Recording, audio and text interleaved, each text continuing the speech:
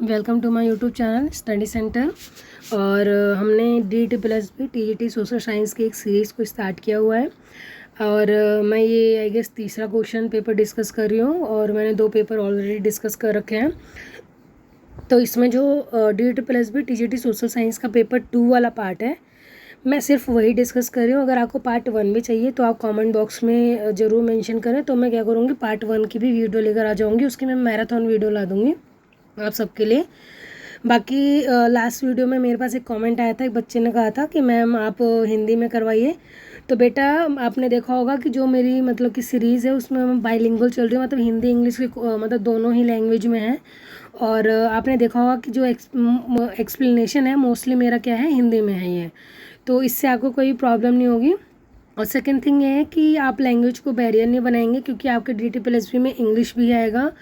तो अगर आप प्रिपेयर करेंगे तभी क्या कहते हैं, इन्हीं छोटी मोटी चीज़ों से आपकी इंग्लिश भी इम्प्रूवमेंट होगी। तो आप लैंग्वेज को बैरियर नहीं बनाएंगे, क्योंकि आपको पता है जो इंपॉर्टेंट डेट्स हैं, नेम्स है, चाहे मैं उन्हें हिंदी में बोलूँ चाहे मैं उन्हें इंग्लिश में बोलूँ। जैसे रिजर्व बैंक है, तो रिजर्व बैंक को चाहे हम हिंदी में बोलें चाहे इंग्लिश में बोलें, तो रिजर्व बैंक क्या रहेगा, रिजर्व बैंक ही रहेगा।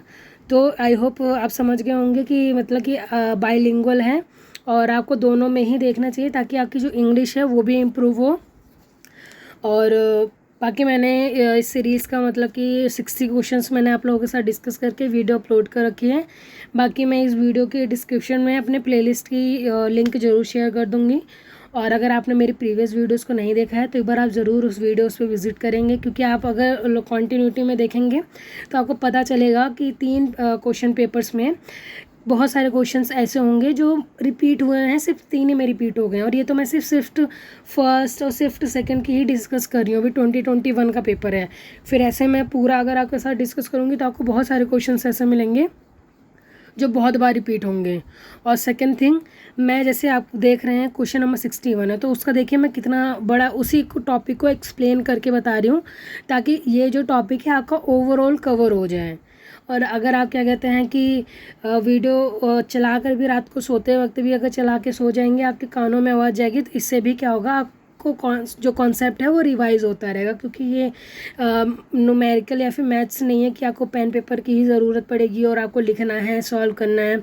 ये SST है। अगर आप सुन भी रहे हैं 2 बार 3 बार आप वीडियो को मतलब कि ज़रूर देखें, ताकि क्या होगा कि जो आपकी चीज़ें हैं वो ऑब्वियसली आपको लर्न हो जाएंगी ऑटोमेटिकली। ठीक है, तो चलिए स्टार्ट करते हैं आज की वीडियो को। आज की वीडियो में मैं question number 60 to question number 90 तक डिस्कस करूंगी, क्योंकि इस सीरीज़ में मैं पेडागोजी के जो क्वेश्चन हैं उनको नहीं डिस्कस कर रही हूँ। पेडागोजी को मैं बाद में अगर कलेक्टिवली कभी मैराथन कर दूँगी तो आप उधर हो जाएगा। अभी मैं सिर्फ ये जो सीरीज़ है मेरी वो सिर्फ SST से मतलब SST स्पेसिफिक है, जो भी SST के क्वेश्चन है सिर्फ उन्हें डिस्कस कर रही हूँ। ठीक है, तो चलिए स्टार्ट करते हैं आज की सीरीज़ को। तो हमारा आज का पहला क्वेश्चन है डेट इज़ जो कि रिलेटेड है किससे, मनी मार्केट से। तो अगर आपने मेरी प्रीवियस वीडियो देखी होगी तो आपने देखा होगा कि मनी मार्केट से रिलेटेड एक क्वेश्चन हमें पिछले वीडियो में दिखा है। तो आप समझ सकते हैं कि अभी मैं तीसरी ही क्या कहते हैं वीडियो आपके साथ शेयर पेपर डिस्कस कर रही हूँ, उसी में आपको क्या कहते हैं क्वेश्चन रिपीटेड दिख रहे हैं। और अगर आपने एक्सप्लेनेशन भी देखे हैं तो कोई बात नहीं, अगर उसी टॉपिक से रिलेटेड कोई दूसरा क्वेश्चन आ जाएगा तो आप इसे क्या कर सकते हैं, ईजिली सॉल्व कर सकते हैं। तो हमारा पहला क्वेश्चन है आज का, निम्नलिखित में से कौन सा मौद्रिक समुच्चय बैंकिंग क्षेत्र की संपूर्ण बैलेंस शीट को दर्शाता है। तो पूरे बैलेंस शीट को कौन दिखाता है, M4, M1, M3 या फिर M2। तो हमारा राइट आंसर क्या हो जाएगा, ऑप्शन नंबर बी यानी कि M3। तो देखते हैं, रिजर्व बैंक द्वारा दिसंबर 1997 में YV रेड्डी की अध्यक्षता में गठित कमेटी मुद्रा पूर्ति विश्लेषण व संकलन ने रिपोर्ट 19 जो कि कब आई थी, 98 में आई थी, पेश किया था, जिसमें इन्होंने 4 प्रकार का मौद्रिक समुच्चय को बताया था, M0, M1, M2 और M3। तो इसमें से जो M3 है वो क्या है, मौद्रिक समुच्चय है जो बैंकिंग क्षेत्र के संपूर्ण बैलेंस शीट को दर्शाता है, यानी कि क्या है ये, व्यापक यानी ब्रॉड डायमेंशन है ये, क्योंकि इसमें सारी चीज़ें क्या हो जाएंगी, इंक्लूड हो जाएंगी। तो M3 क्या होता है, M2 आएगा, और M2 के बाद जो भी निवासियों के दीर्घकालीन जमा और वित्तीय संस्थानों में अवधिक वित्तीय वो क्या हो जाएगा, M3 का पार्ट हो जाएगा। तो ऐसे M2 में क्या होगा, ऑलरेडी M1 इंक्लूडेड होगा, तो M3 क्या हो जाएगा, काफ़ी व्यापक रूप हो जाएगा, यानी ब्रॉड डायमेंशन हो जाएगा इन सब का। नेक्स्ट क्वेश्चन है हमारा क्वेश्चन नंबर 62।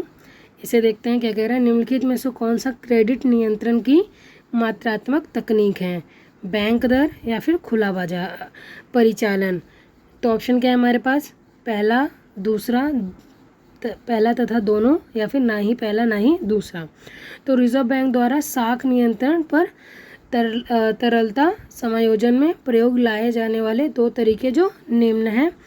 तो पहले आपको पता होना चाहिए कि बहुत सारे मतलब कि आरबीआई क्या करता है, वो यूज़ करता है ताकि क्या कर सके, वो जो भी मतलब क्रेडिट है या फिर जो भी मनी सर्कुलेशन है मार्केट में, उन्हें क्या कर सके, वो कंट्रोल कर सकें। तो देखते हैं हमारा पहला क्या है, बैंक दर यानी बैंक रेट। तो इससे क्या करता है, मार्जिन या फिर न्यूनतम सीमा निर्धारण कर देता है बैंक रेट का। फिर दूसरा है खुले बाजार की प्रक्रिया, यानी आपने ओपन मार्केट ऑपरेशन पढ़ा होगा, जिसका क्या काम होता है, साख मानदंड का निर्धारण। तीसरा क्या है, परिवर्तनीय कोष अनुपात, यानी जो CRR SLR होता है, इसका क्या काम होता है, नैतिक दबाव डालना। नेक्स्ट है हमारा तरलता समायोजन सुविधा LAF, यानी रेपो रेट और रिवर्स रेपो रेट जो आपके आते हैं। इसमें क्या होता है, विभेदात्मक ब्याज दर। तीसरा क्या है, सीमांत स्थायी सुविधा यानी MSF, यानी कि प्रत्यक्ष कार्यवाही या साख राशनिंग। ठीक है, तो ये जो RBI के जो कुछ एक्टिविटीज़ हैं, इनको आप एक बार पढ़ के जाएँ। कई बार ये पूछ लेता है कि CRR क्या है, SLR क्या है, रिवर्स रेपो रेट क्या होता है, ये भी आपसे पेपर में पूछ लिया जाता है। नेक्स्ट है, निम्नलिखित में से किस वर्ष में केंद्र सरकार द्वारा राज्य संबंधों के लिए सरकारिया आयोग नियुक्त किया गया था? 1974 में, 77 में, 83 में या फिर 99 में? तो राइट आंसर क्या हो जाएगा, ऑप्शन नंबर बी, यानी कि 1983 में कई मुद्दों की जांच के लिए सरकारिया आयोग का गठन किया गया था। आयोग का एक प्रमुख उद्देश्य केंद्र और राज्यों के बीच संबंधों की जांच करना तथा 1998 में आयोग ने अपनी अंतिम रिपोर्ट भी क्या कर दी थी, पेश कर दी थी। नेक्स्ट क्वेश्चन है क्वेश्चन नंबर 64। तो क्या पूछ रहा है, निम्नलिखित में से कौन सुनामी उत्पन्न करने के लिए उत्तरदायी प्रमुख कारक में से एक नहीं है? तो यहाँ पे क्या पूछा है, नहीं पूछा गया हमसे। तो एक क्षेत्र में बादल का जोर से फटना, समुद्र तल में विस्फोट, ज्वालामुखी विस्फोट का होना, अचानक विवर्तनीय हलचलों का कारण समुद्र के नीचे बड़े पैमाने पर भूस्खलन होना, या फिर चौथा अभिसार विनाशकारी प्लेटों का टकराव होना। तो बाकी की जो भी नीचे के तीन ऑप्शन है, आपको पता है कि वो क्या हो सकते हैं, सुनामी के कारण हो सकते हैं, क्योंकि वो सारे क्या हैं, समुद्र से रिलेटेड हैं। लेकिन पहला वाला जो था, एक क्षेत्र में बादल का जोर से फटना, ये सुनामी के लिए उत्तरदायी कारक नहीं है। जबकि समुद्र तल में ज्वालामुखी विस्फोट होना, अचानक विवर्तनीय हलचलों के कारण समुद्र के नीचे बड़े पैमाने पर भूस्खलन होना तथा अभिसरण विनाशकारी प्लेटों का टकराव होना, ये सभी क्या कर सकते हैं, और सुनामी उत्पन्न करने के लिए एक महत्वपूर्ण उत्तरदायी कारक हो सकते हैं। नेक्स्ट क्वेश्चन है क्वेश्चन नंबर 65। निम्नलिखित में से कौन सी पार्टी 1977 में जनता पार्टी बनने वाली पार्टियों के समूह का हिस्सा नहीं थी? इसमें भी हमसे नहीं पूछा है। तो ऑप्शन है हमारे पास जनता दल, लोकतंत्र के लिए कांग्रेस, भारतीय जनता संघ या फिर स्वतंत्र पार्टी। तो राइट आंसर क्या हो जाएगा हमारा, ऑप्शन नंबर डी, यानी कि स्वतंत्र पार्टी। तो देखते हैं थोड़ा एक्सप्लेनेशन। तो लोकतंत्र के लिए कांग्रेस, भारतीय संघ व लोकदल उन दलों के समूह का हिस्सा थे जिन्होंने 1977 में जनता पार्टी का गठन किया था। और स्वतंत्र पार्टी कांग्रेस के नागपुर अधिवेशन में जमीन की हदबंदी, खादान के व्यापार, सरकारी अधिग्रहण और सहकारी खेती का प्रस्ताव हुआ था। इसी के बाद 1959 के अगस्त में स्वतंत्र पार्टी अस्तित्व में आई थी। इस पार्टी को नेतृत्व सी राजागोपालचारी, KM मुंशी, NG रंगा, मीनू मसानी जैसे पुराने कांग्रेस नेता कर रहे थे। तो हमारा राइट ऑप्शन क्या हो जाएगा, ऑप्शन नंबर डी, यानी कि स्वराज पार्टी उसका पार्ट नहीं थी। नेक्स्ट क्वेश्चन है हमारा क्वेश्चन नंबर 66, जो कि वाणिज्यिक पत्र के संदर्भ में निम्नलिखित में से कौन सा कथन सही है? यह एक वचन पत्र के रूप में जारी किया गया एक असुरक्षित मुद्रा बाजार साधन है, या फिर इसे भारत में 1990 में पेश किया गया था, वे भारत रिजर्व बैंक द्वारा जारी किए जाते हैं। केवल एक, केवल तीन, एक तथा दो, या फिर तीनों ही? तो वाणिज्यिक पत्र यानी कि CP मूलतः यूरोप व US के वित्तीय बाजार का प्रपत्र था। वाघुल समिति की संस्तुति पर मार्च 1989 को भारत में CP को निर्गत करने की अनुमति प्रदान की गई। इसे भारत में 1990 में पेश किया गया था। CP एक प्रतिपत्र होता है, इसमें निगम, प्राइमरी डीलर्स तथा वित्तीय संस्थाएं निर्गमित कर सकते हैं, ना कि रिजर्व बैंक। तो तीसरा क्या हो जाएगा हमारा ऑप्शन गलत हो जाएगा, क्योंकि तीसरे उसमें सारे ऑप्शंस हैं। तो उसके बाद अगर हम देखें तो जिसकी न्यूनतम दिन 15 दिन से अधिकतम लगभग 1 वर्ष यानी 270 दिन का परिपक्व अवधि होती है। इसका निर्गम बट्टा आधार पर होता है। ठीक है, नेक्स्ट क्वेश्चन हमारा क्वेश्चन नंबर 67, निम्नलिखित में से कौन सा कारक खाद्यान्न के शुद्ध उत्पादन को बढ़ाने में योगदान है। यानी कि जो हमारा क्रॉप है उसको क्या करना है, हमें शुद्ध करने, उसको शुद्धता बढ़ाने के लिए कौन सा हम देखते हैं इम्पॉर्टेंट हो सकता है। तो खेती की विधि में चेंजेस लाने हैं या फिर खाद्यान्नों का जो भंडारण है उसमें कुछ इम्प्रूवमेंट लाना है। तो पहला ना ही दूसरा, एक तथा दोनों, केवल दूसरा या फिर केवल पहला। तो ऑप्शन क्या है हमारा, राइट सी ऑप्शन। जैसे खाद्यान्न को शुद्ध उत्पादन, खाद्यान्नता मतलब खाद्यान्न के शुद्ध उत्पादन को बढ़ाने के लिए कारक जिसमें खेती की विविध विधियों, जैसे हमें जैविक खेती कर सकते हैं, औद्योगिक खेती कर सकते हैं, बागबानी व हाइड्रोनिक्स खेती कर सकते हैं, यानी जो भी केमिकल्स हैं उनका हम जितना कम हो सके या फिर उनको इग्नोर कर सकें। फिर उत्पादित खाद्यान्न के समुचित प्रबंधन के लिए खाद्यान्न के भंडारण व्यवस्था के विकास में खाद्यान्न के शुद्ध उत्पादनों को बढ़ावा मिलता है। तो आप उसका भंडारण कैसे कर रहे हैं ये भी उसके लिए क्या हो सकता है कि इम्पोर्टेंट फैक्टर हो सकता है। नेक्स्ट क्वेश्चन हमारा क्वेश्चन नंबर 68, आर्थिक विकास के संदर्भ में निम्नलिखित में से कौन सा कथन सही नहीं है। आर्थिक विकास एकल आयामी होता है। आर्थिक विकास मात्रात्मक और गुणात्मक दोनों होते हैं। आर्थिक विकास का तात्पर्य राष्ट्रीय तथा प्रति व्यक्ति आय में वृद्धि से है। और चौथा क्या है, यह विकसित देशों की समस्याओं का समाधान प्रदान करता है। तो राइट ऑप्शन क्या हो जाएगा हमारा, ऑप्शन नंबर बी। किसी अर्थव्यवस्था में हो रही आर्थिक क्रियाएं दीर्घकाल में समग्र चरों में सकल राष्ट्रीय आय, प्रति व्यक्ति आय परिवर्तन जिन्हें मापा जा सकता है, ऐसे परिवर्तन को हम आर्थिक वृद्धि कहते हैं। ठीक है, यानी कि जैसे आपका जो नेशन का कितना मतलब कि इनकम है और प्रत्येक व्यक्ति का कितना इनकम है, इसमें जो भी डिफरेंस होते हैं इन्हें मापा जा सकता है और इसी परिवर्तन को हम क्या बोलते हैं कि हमारी कितनी आर्थिक वृद्धि हुई है। ठीक है, चलते हैं नेक्स्ट क्वेश्चन पर। क्वेश्चन नंबर 69 क्या कह रहा है, संगठित क्षेत्र की निम्नलिखित में से कौन सी विशेषता नहीं है। यानी संगठित क्षेत्र की हमसे विशेषता नहीं पूछा है। रोजगार की शर्तें नियमित होती हैं और सरकार द्वारा पंजीकृत नहीं होता। ना ही पहला ना ही दूसरा, दोनों, केवल पहला केवल दूसरा। तो राइट ऑप्शन क्या हो जाएगा, ऑप्शन नंबर डी, यानी कि ओनली सेकेंड वाला क्या स्टेटमेंट सही है हमारा।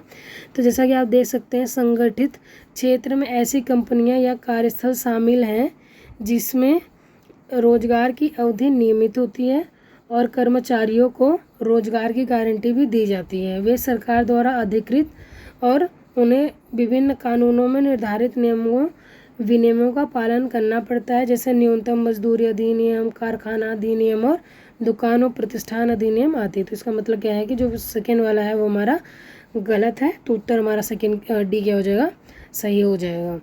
नेक्स्ट है क्वेश्चन नंबर 70, वह निर्धारित ब्याज दर जिस पर भारतीय रिजर्व बैंक ओवरसाइट आधार पर चल निधि को अवशोषित करता है वो क्या कहलाता है। बैंक दर कहलाता है, विनिमय दर कहलाता है, रिवर्स रेपो रेट कहलाता है या फिर रेपो रेट कहलाता है। तो देखते हैं हमारे आंसर क्या हो जाएगा, ऑप्शन नंबर बी, यानी कि रिवर्स रेपो रेट। तो वह निर्धारित ब्याज दर जिस पर भारतीय रिजर्व बैंक ओवरसाइट आधार पर चल निधि को अवशोषित करता है उसे हम क्या बोलते हैं, रिवर्स रेपो रेट कहते हैं।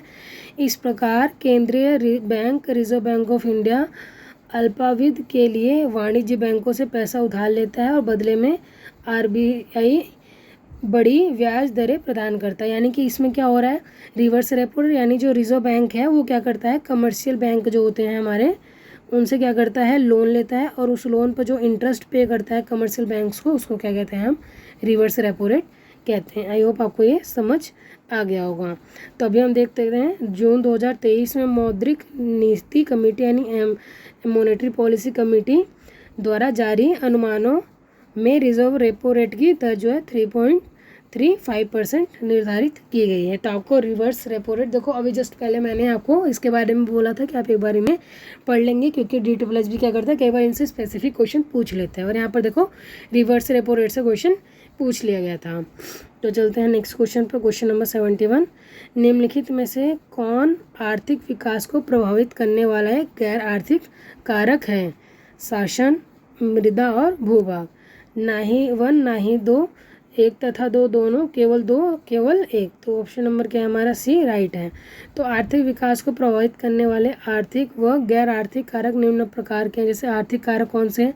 प्राकृतिक संसाधन, मृदा व भूभाग, आर्थिक व्यवस्था, पूंजी निर्माण, बाजार का आकार, वित्तीय प्रणाली, विदेशी व्यापार और विपणन योग्य अधिशेष इत्यादि। और गैर आर्थिक कारक कौन से होते हैं? शासन, प्रशासन, राजनीतिक स्वतंत्रता, सामाजिक संगठन और नैतिक व सामाजिक मूल्य इत्यादि। इस प्रकार प्रश्न में शासन एक गैर आर्थिक कारक है जिसमें विकल्प एक सही है, और वहीं मृदा और भूभाग एक आर्थिक कारक है। ये जो शासन है वो गैर आर्थिक है और भूभाग वाला जो है ये आर्थिक कारक है, यानी विकल्प दूसरा क्या हमारा गलत है। नेक्स्ट क्वेश्चन है हमारा क्वेश्चन नंबर 72। तो भारतीय संविधान के संदर्भ में अनुच्छेद अंतर्वस्तुओं का कौन सा युग्म सही है? तो 327 क्या कहता है? विधानमंडल के लिए निर्वाचनों के संबंध में उपलब्ध करने की संसद की शक्ति। और 329 क्या कह रहा है? निर्वाचन संबंधी मामलों में न्यायालयों के हस्तक्षेप का वर्जन।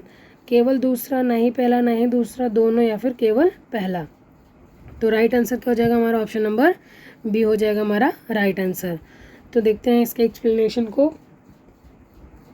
भारत निर्वाचन आयोग यानी जो हमारा इलेक्शन कमेटी है, जिसे चुनाव आयोग के नाम से भी जाना जाता है, यह स्वायत्त संवैधानिक निकाय है जो भारत में संघ और राज्य चुनाव प्रक्रियाओं का संचालन करता है। भारतीय संविधान का भाग 15 यानी पार्ट 15 अनुच्छेद 324 और 329 के बीच में डील करता है। यह चुनाव से संबंधित है। इस मामले हेतु एक आयोग की स्थापना करता है। अनुच्छेद 327 विधानसभाओं के चुनाव के संदर्भ में प्रावधान करने की संसद की शक्ति। अनुच्छेद 329 चुनावी मामलों में अदालतों के हस्तक्षेप पर रोक लगाता है। ठीक है, नेक्स्ट है क्वेश्चन नंबर 73। डैश के पास राज्य विधानमंडल के किसी विधेयक पर सहमति रोकने और राष्ट्रपति के विचार के लिए आरक्षित रखने की शक्ति होती है। तो किसके पास होती है? राज्यसभा के सभापति के पास, लोकसभा के अध्यक्ष के पास, प्रधानमंत्री के पास या फिर राज्यपाल के पास। तो ऑप्शन नंबर डी है, यानी राज्यपाल के पास राज्य विधानमंडल के किसी विधेयक पर सहमति रोकने और राष्ट्रपति के विचारों के लिए आरक्षित रखने की शक्ति होती है। तो आपको पता होगा जो गवर्नर होते हैं वो काफ़ी इंपॉर्टेंट रोल प्ले करते हैं। नेक्स्ट है, निम्नलिखित में से कौन सा है भारत में शक्तियों के विभाजन के संदर्भ में सही नहीं है? भारतीय संविधान की 7वीं अनुसूची में संघ और राज्य सरकार के बीच विधायी शक्तियों का एक विस्तृत विभाजन दिया गया है।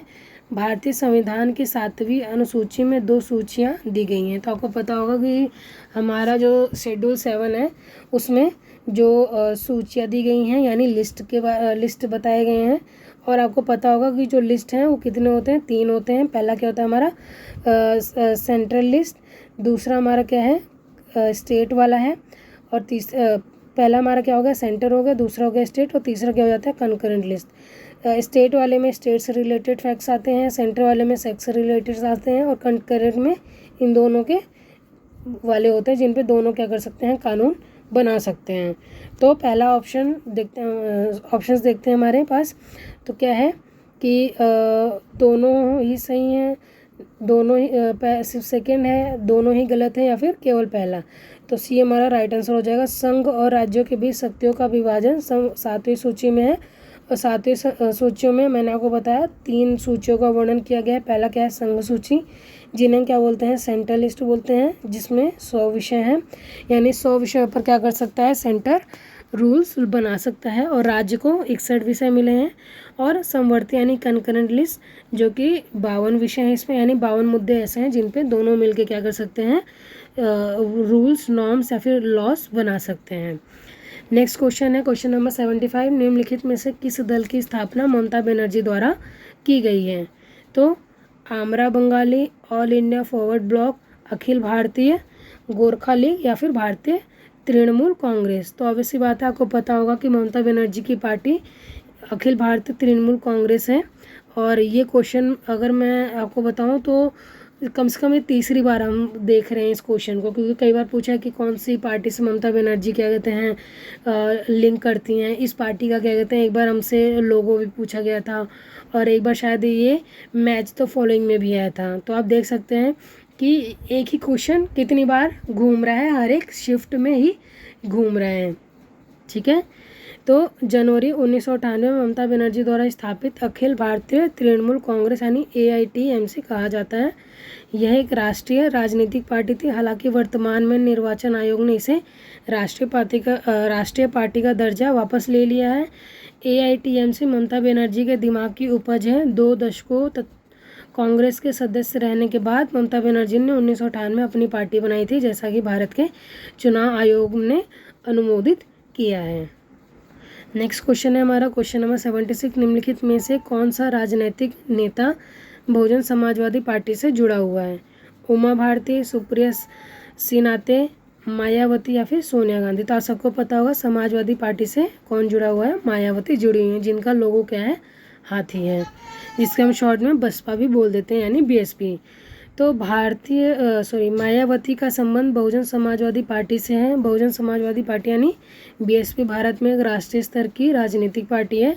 इसका गठन धार्मिक के साथ साथ अनुसूचित जनजाति और अनुसूचित जाति एवं अन्य पिछड़े वर्ग OBC का जिक्र करते हुए बहुजन या फिर बहुसंख्यक समुदाय का प्रतिनिधित्व करने के लिए किया गया था। इस पार्टी की स्थापना कांसीराम द्वारा 1984 में हुई थी। और अगर आपने मेरे प्रीवियस वीडियो देखी होगी तो एक क्वेश्चन और आया था कि बहुजन समाजवादी पार्टी की स्थापना किसने की थी, तो किसने की थी, कांसीराम ने की थी। और वही क्वेश्चन देखिए रिपीट हो गया है। बस अगर आपने उस टाइम के फैक्ट्स देखे होते तो इस टाइम पे आप क्या कर सकते थे, आंसर कर सकते थे। तो यहाँ पर नाम पता चल गया, यहाँ पर इसका ईयर पता चल गया और यहाँ पर इसका उद्देश्य पता चल गया कि ये किस लिए पार्टी बनाई गई थी। तो कुछ भी क्वेश्चन पूछ सकता है आपसे, बस क्वेश्चन वही रहेगा। ऑब्वियसली बात है उसकी लैंग्वेज चेंज हो जाएगी। कई बार आपसे डेट पूछ लेगा तो नेम पूछ लेगा, कई बार आपको नेम दे के डेट पूछ लेता है, बस यही रहता है और कुछ इसमें एक्स्ट्रा नहीं आएगा। इसलिए अगर आप PYQ देख रहे हैं तो आप काफ़ी अच्छे तरीके से क्या कर सकते हैं, प्रिपेयर कर सकते हैं, क्योंकि आपको पता चल जाता है कि किस टाइप के क्वेश्चंस पूछे जा रहे हैं। तो स्वतंत्रता के समय भारतीय अर्थव्यवस्था डैश थी, अविकसित थी, स्वतंत्र अर्थव्यवस्था थी, केवल पहला दूसरा दोनों, केवल दूसरा या फिर नहीं पहला नहीं दूसरा। तो क्या थी, केवल A आंसर क्या हो जाएगा, यानी अविकसित कंट्री थी हमारी स्वतंत्रता के टाइम पे। तो स्वतंत्रता के समय भारतीय अर्थव्यवस्था एक अविकसित अर्थव्यवस्था थी, जिसमें कृषि आधारित अर्थव्यवस्था। भारत की 75% आबादी क्या करती थी, किसी पर आधारित रहती थी। तो आपको पता होगा कि जो डेवलप्ड नेशन होते हैं अब उनका जो डिपेंडेंसी होती है वो मोर देन पॉपुलेशन क्या करती है, सर्विस सेक्टर पर लाई करती है। अगर किसी भी कंट्री की पॉपुलेशन कृषि यानी एग्रीकल्चर पर लाई करती है तो वो अंडर डेवलप्ड कंट्री होती हैं। ठीक है, उद्योगों की स्थिति जर्जर थी यानी बहुत बुरी हालत थी। ब्रिटिश औपनिवेश शासन के शोषण से भारतीय अर्थव्यवस्था चरमरा गई थी, जिसमें निम्न प्रति व्यक्ति आय, अधिक जनसंख्या, गरीबी रेखा से नीचे, खराब बुनियादी ढांचा और पूंजी निर्माण की कम दर इत्यादि भी शामिल थे। तो खाद्यान्न तथा अन्य साधनों के लिए भारतीय अर्थव्यवस्था दूसरे देशों पर निर्भर करती थी, जिसमें देश की अर्थव्यवस्था स्वतंत्र नहीं थी। तो हमारी अर्थव्यवस्था क्या थी, स्वतंत्र भी नहीं थी, क्योंकि अभी हमने देखा कि हमारे देश की हालत बहुत ज़्यादा खराब थी।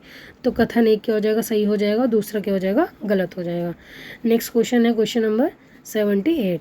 तो भारतीय संविधान का कौन सा अनुच्छेद अंतर्राज्यिक नदियाँ तथा नदी दोनों के जल संबंधी विवादों का न्याय निर्माण से संबंधित है? तो ये क्वेश्चन भी मैंने आपको करवा रखा है। अगर आपने मेरी प्रीवियस वीडियो देखी होगी तो आपको पता होगा कि ये क्वेश्चन हम रिपीट हुआ है, बस इसकी लैंग्वेज अलग थी। तो क्या कौन सा अनुच्छेद है, 261, 262, 260 या फिर 259? तो राइट आंसर क्या हो जाएगा, ऑप्शन नंबर C यानी कि 262। यानी कि जो जैसे अगर आपको पता है रिवर है वो एक स्टेट से दूसरे स्टेट्स में फ्लो करती है, तो उसके बीच में जो कन्फ्लिक्ट हो उन्हें रोकने के लिए अनुच्छेद 262 का गठन किया गया था। और नदी ये क्या होता है, अंतर्राज्यीय नदियों या नदी घाटियों के जल में संबंधित विवादों के न्याय निर्णयन से संबंधित है। इसके अलावा इसमें निम्नलिखित प्रावधान भी शामिल है, जैसे संसद कानून द्वारा किसी अंतर्राज्यीय नदी या नदी घाटी के जल के उपयोग, वितरण या नियंत्रण के संबंध में किसी भी विवाद या शिकायत के निर्णय का प्रावधान कर सकती है। तो किसके पास राइट है, संसद यानी पार्लियामेंट के पास है। इस संविधान में किसी बात पर के बावजूद संसद कानून द्वारा यह प्रावधान कर सकती है कि ना कि सर्वोच्च न्यायालय और ना ही कोई अन्य न्यायालय ऐसे किसी भी विवाद या शिकायत के संदर्भ में क्षेत्राधिकार का प्रयोग करेगी जैसा कि उपयुक्त खंड से संदर्भित है। यानी मतलब किसी भी एक स्टेट को ऐसा नहीं कि उस पर विवाद पे सर्वोच्च न्यायालय या कोई भी न्यायालय सीधा डायरेक्ट सुन के उसको क्या कर सके, कार्रवाई कर सके। नेक्स्ट क्वेश्चन है क्वेश्चन नंबर 79। तो क्या कह रहा है, निम्नलिखित में से कौन सा कथन प्रतिनिधि लोकतंत्र के संदर्भ में सही है। प्रतिनिधि यानी कि जो रिप्रेजेंटेटिव डेमोक्रेसी होती है, जैसे कि अपनी गवर्नमेंट भी है, यानी इसमें क्या होता है, जो कॉमन पीपल होता है वो क्या करते हैं, किसी एक प्रतिनिधि को वोट देते हैं और वो क्या करता है, हमारी कंट्री को रन करता है। जैसे हम क्या करते हैं, पीएम वगैरह के जो इलेक्शंस होते हैं उन्हें वोट देते हैं और पीएम क्या करते हैं, देश को रन करते हैं। तो उसको हम क्या बोलते हैं, रिप्रेजेंटेटिव टाइप ऑफ गवर्नमेंट बोलते हैं। तो यह लोकतंत्र का अप्रत्यक्ष रूप है। अध्यक्षात्मक लोकतंत्र एक प्रकार का प्रतिनिधि लोकतंत्र है। संसदीय लोकतंत्रों की तुलना में दुनिया भर में अध्यक्षात्मक लोकतंत्र अधिक हैं। ऑप्शन है हमारे पास पहला, तीसरा, तीनों, पहला, दूसरा या फिर दूसरा या तीसरा। तो तीसरा क्या हो जाएगा, हमारा ऑप्शन सही हो जाएगा। प्रतिनिधिक लोकतंत्र अप्रत्यक्ष लोकतंत्र का उदाहरण है, जिसमें जनता किसी भी कानून या निर्माण स्वयं नहीं बल्कि अपने प्रतिनिधियों के माध्यम से करते हैं। जैसा कि मैंने आपको बताया, इसमें क्या करती है, जनता स्वयं नहीं करती है बल्कि क्या करती है, प्रतिनिधियों को नियुक्त करती है और वो जनता के लिए क्या करते हैं, उस काम को करते हैं। तो प्रतिनिधि लोकतंत्र आमतौर पर बड़े देशों में नियोजित होती है, जहां पर शामिल नागरिकों की भारी संख्या प्रत्यक्ष लोकतंत्र को प्रबंधनीय बना देती है। निर्वाचित प्रतिनिधियों के पास अन्य सरकारी नेताओं जैसे कि प्रधानमंत्री या राष्ट्रपति का चयन करने की शक्ति भी हो सकती है।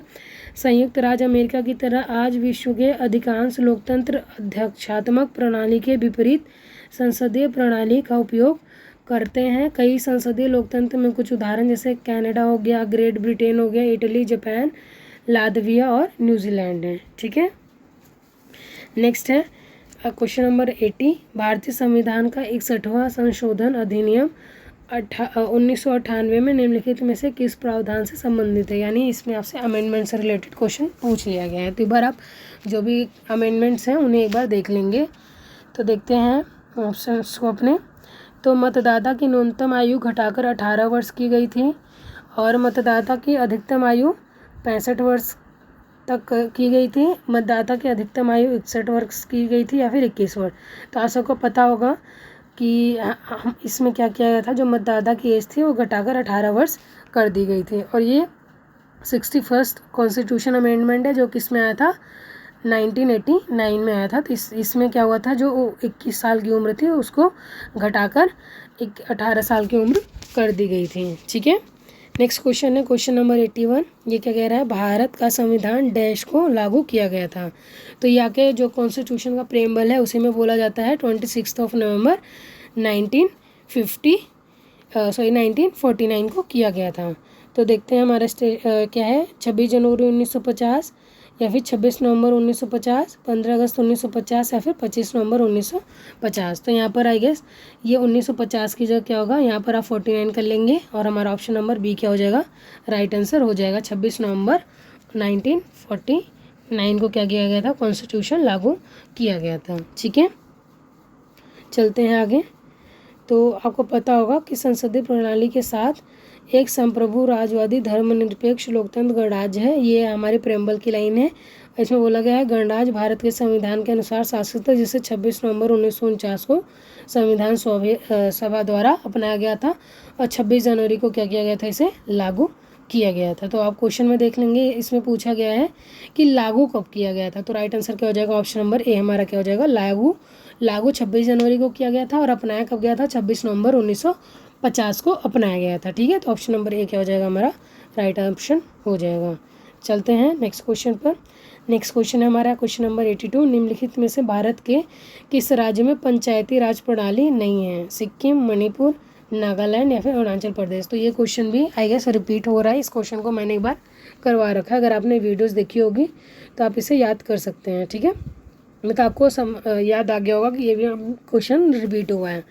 तो पंचायती राज संस्थान भारत में ग्रामीण स्थानीय स्वशासन की एक प्रणाली है। 73वें संशोधन अधिनियम 1992 में पंचायती राज व्यवस्था को भारतीय संविधान में जोड़ा गया था। पंचायती राज द्वारा व्यवस्था नागालैंड, मेघालय और मिजोरम को छोड़कर सभी राज्यों और दिल्ली को छोड़कर सभी केंद्र शासित प्रदेशों में है।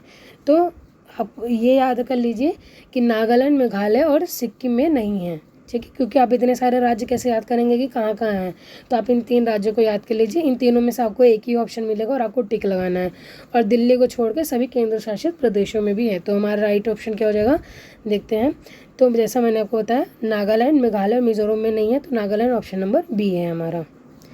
नेक्स्ट क्वेश्चन है हमारा क्वेश्चन नंबर 83। क्या कह रहा है? भारतीय संविधान में मूल अधिकारों के संदर्भ में निम्नलिखित में से कौन सा कथन सही नहीं है? ठीक है, तो देखते हैं।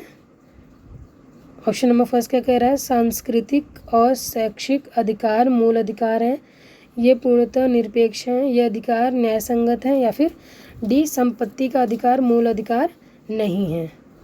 तो ये वाला क्वेश्चन किससे रिलेटेड है? हमारा मौलिक अधिकारों से। तो मौलिक अधिकार हमारे अन्य अधिकारों से भिन्न हैं, जहाँ साधारण कानूनी अधिकारों को सुरक्षा देने और लागू करने के लिए साधारण कानूनों का सहारा लिया जाता है। वहीं जो हमारे मौलिक अधिकार है वो हमें क्या की गई है? गारंटी दी गई है, उनकी सुविधा और सुरक्षा संविधान करता है। हालांकि मौलिक अधिकार निरंकुश या असीमित अधिकार नहीं है। सरकार मौलिक अधिकारों का प्रयोग औचित्यपूर्ण प्रतिबंध लगाकर कर सकती है।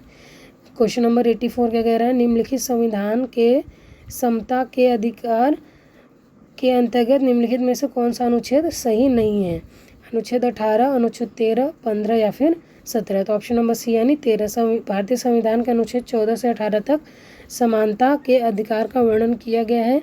समानता का अधिकार के अंतर्गत निम्न शामिल है, जैसे कानून के समक्ष समानता एवं कानूनों के समान संरक्षण का अधिकार, धर्म, मूलवंश, जाति, लिंग, जन्म स्थान या स्थान पर भेदभाव का निषेध, दुकानों, होटलों, कुओं, तालाबों, स्नान घाटों, सड़कों आदि में प्रवेश की समानता, रोजगार में अवसर की समानता, छुआछूत के अंत और उपाधियों का अंत। ये हमारे क्या हैं? जो राइट टू जो फर्स्ट वाला है हमारा राइट टू इक्वालिटी, जो कि 14 से 18 के बीच में है। स्वतंत्रता के बाद के भारत में निम्नलिखित में से किस वर्ष में लोकतंत्र की शुरुआत की गई थी? 1950 में, 1948 में, 1951 या फिर 1958। तो ऑप्शन नंबर ए क्या हो जाएगा? हमारा राइट आंसर हो जाएगा। तो स्वतंत्रता के बाद भारतवर्ष में 1950 में लोकतंत्र की शुरुआत की गई थी। नेक्स्ट क्वेश्चन है हमारा क्वेश्चन नंबर 86। क्या कह रहा है? भारतीय संविधान की कौन सी अनुसूची दल परिवर्तन के आधार पर निरर्हता के बारे में उपबंध प्रदान करती है? 11वीं, चौथी, 10वीं या फिर दूसरी। तो ऑप्शन क्या हो जाएगा हमारा? बी यानी कि 10वीं। तो भारतीय संविधान की 10वीं अनुसूची, जिसे लोकप्रिय रूप में दल बदल विरोधी कानून यानी एंटी डिफेक्शन लॉ भी बोला जाता है, वर्ष 1985 में 92वें संविधान संशोधन के द्वारा लाई गई थी। यह दल बदल क्या है? और दल बदल करने वाले सदस्यों को अयोग्य ठहराने संबंधी प्रावधानों को पारित। जैसे आपको पता होगा कि कोई पर्सन है, अगर लेट सपोज उसने बीजेपी से वोट लेके अगर वो जीत गया और वो क्या करता है, जीतने के बाद क्या करता है, कांग्रेस में चला जाता है, तो इसे हम क्या बोलते थे? दल बदल बोलते थे। इसी को कंट्रोल करने के एंटी डिफेक्शन लॉ लाया गया था। और उसे अगर वो ऐसा करता है तो उसे क्या कर दिया जाएगा? अयोग्य ठहरा दिया जाएगा, उसे बाहर कर दिया जाएगा। नेक्स्ट क्वेश्चन है क्वेश्चन नंबर 87। क्या कह रहा है? किस संविधान संशोधन अधिनियम ने भारतीय संविधान में मूल कर्तव्यों को जोड़ा था, यानी जो हमारे फंडामेंटल ड्यूटीज़ हैं उनको जोड़ा था? तो 42वां, 40वां, 74वां या फिर 47वां। तो देखते हैं हमारा आंसर क्या। ऑप्शन नंबर ए यानी कि 42वें संविधान संशोधन अधिनियम 1976 में सरदार स्वर्ण सिंह समिति के सिफारिश पर 10वें मौलिक कर्तव्यों को संविधान में जोड़ा गया था। और संविधान के अनुच्छेद 51A में 10 मौलिक कर्तव्यों को रखा गया है। इसके अलावा संविधान के 86वें संशोधन द्वारा और एक मौलिक कर्तव्य को जोड़ा गया था। नए कर्तव्य के अनुसार 6 से 14 वर्ष के आयु के बाले बच्चों को शिक्षा का अधिकार दिया जाना चाहिए। तो आपको पता चल गया। देखो इसमें कॉन्स्टिट्यूशन जो अमेंडमेंट्स हुए थे उनसे रिलेटेड भी क्वेश्चन पूछ रहा है। तो 10 मौलिक कर्तव्य तो 42वें संशोधन से जोड़े गए थे। उसके बाद एक और जोड़ा गया था 86वें संशोधन के द्वारा। ठीक है, नेक्स्ट क्वेश्चन देखते हैं। क्वेश्चन नंबर 88, नेपाल में पंचायत प्रणाली डैश द्वारा स्थापित की गई थी। राजा ज्ञानेंद्र, राजा त्रिभुवन, राजा महेंद्र या फिर राजा वीरेंद्र। तो ऑप्शन नंबर बी यानी 16 दिसंबर 1962 के नए संविधान को सरकार के भंग होने की दूसरी वर्षगांठ पर अपनाया गया और एक 4 स्तरीय पंचायत प्रणाली की स्थापना की गई थी। राजा महेंद्र ने 5 जनवरी 1961 को निर्दलीय पंचायत व्यवस्था की स्थापना की थी। तो राइट ऑप्शन क्या हो जाएगा? ऑप्शन नंबर बी यानी कि राजा महेंद्र। क्या हो जाएगा? क्वेश्चन नंबर हमारा क्या है? 89, नेपाल में माओवादियों के उदय के संदर्भ में निम्नलिखित में से कौन सा कथन सही है? तो पीपुल्स मूवमेंट उनके द्वारा 1986 में शुरू किया गया था, या फिर माओवादियों को 2000 तक नेपाल के किसी भी जिले में जनता का सरकार स्थापित नहीं की गई थी। केवल पहला ना ही दूसरा, केवल दूसरा तथा मतलब 1 और 2 दोनों। तो ऑप्शन नंबर सी हमारा राइट है, यानी 18 फरवरी 1990 को नेपाल में माओवादियों द्वारा जन आंदोलन शुरू किया गया था। नेपाल में लगभग 32 या अधिक जिले में माओवादी सरकारें थी, लेकिन 2000 के दशक में माओवादियों और सरकार के बीच शांति वार्ता चल रही थी। नेपाली गृह युद्ध एक लंबा सशस्त्र संघर्ष था जो नेपाल में 1996 से 2006 तक चला था और नेपाल की कम्युनिस्ट पार्टी माओवादी और नेपाल सरकार के बीच हुआ था। आज नेक्स्ट क्वेश्चन है क्वेश्चन नंबर 90, निम्नलिखित में से कौन सा 17वीं शताब्दी में ब्रिटेन में गृह युद्ध का परिणाम था? पूंजीवादी समाज का निर्माण हुआ, शाही निरपेक्ष समाप्त हो गई, महिलाओं को मिला मतदान का अधिकार, गुलामी को समाप्त कर दिया गया। तो ऑप्शन नंबर बी क्या हो जाएगा? Right answer. अंग्रेजी महायुद्ध गृह युद्ध 1642 से 1651 तक ज़्यादातर सांसदों यानी राउंड हेड और राजतंत्रवादियों यानी कैवलियर्स के बीच इंग्लैंड के शासन की शैली पर नागरिक संघर्षों तथा राजनीतिक युद्धाभ्यास की एक श्रृंखला थी। गृह युद्ध के बाद इंग्लैंड के शासक चार्ल्स प्रथम को सिंहासन से हटाकर मार डाला गया तथा उसके पुत्र चार्ल्स द्वितीय को देश से निष्कासित कर दिया गया था और अंग्रेजी राजशाही को इंग्लैंड के राष्ट्रमंडल से प्रतिस्थापित कर दिया गया। 1918 के लोक प्रतिनिधित्व अधिनियम से 30 वर्ष से ही अधिक उम्र की महिलाओं को वोट देने का अधिकार मिला। मतलब कि 1918 में क्या मिला? महिलाओं को वोट देने का अधिकार, वो भी जिनकी एज क्या थी 30 वर्ष से ज़्यादा थी, सिर्फ वही वोट दे सकती थी। और जिन्होंने संपत्ति के स्वामित्व की कुछ शर्तों को पूरा किया। 18वीं शताब्दी में इंग्लैंड में औद्योगिक क्रांति के दौरान पूंजीवाद समाज का निर्माण हुआ और 1838 में इंग्लैंड में दास प्रथा को कानूनी रूप से समाप्त कर दिया गया। अतः 17वीं शताब्दी में ब्रिटेन में गृह युद्ध के बाद शाही निरपेक्ष समाप्त हो गया था। तो आज हमारा यहीं पे सेशन कंप्लीट हुआ। मैंने जो भी क्वेश्चन 90 तक थे वो मैंने डिस्कस करे। इसमें मैंने पेडागोजी के क्वेश्चंस को डिस्कस नहीं किया है और जो भी एसएसटी से स्पेसिफिक क्वेश्चन है सिर्फ उन्हीं को डिस्कस किया है। आई होप आपको सेशन पसंद आया होगा। तो आप इस वीडियो को लाइक और मेरे चैनल को सब्सक्राइब ज़रूर करिए ताकि मैं और भी वीडियोस क्या कर सकूं। मुझे लगे कि आपको इन वीडियोस की ज़रूरत है, मैं और उससे और वीडियो क्या कर सकती हूँ फिर अपलोड करूँगी अगर इसमें मुझे पॉजिटिव रिस्पॉन्स मिलेगा। और साथ ही क्या करेंगे, अपने जो भी फ्रेंड्स हैं जो DSSB के लिए TGT सोशल साइंस के लिए प्रिपेयर कर रहे हैं, आप उन्हें भी शेयर कर सकते हैं। ये उनके लिए भी क्या हो जाएगा, हेल्पफुल हो जाएगा। तो मिलते हैं नेक्स्ट वीडियो में नेक्स्ट क्वेश्चन पेपर के साथ, क्योंकि आज का जो हमारा क्वेश्चन पेपर है वो कंप्लीट हो गया है।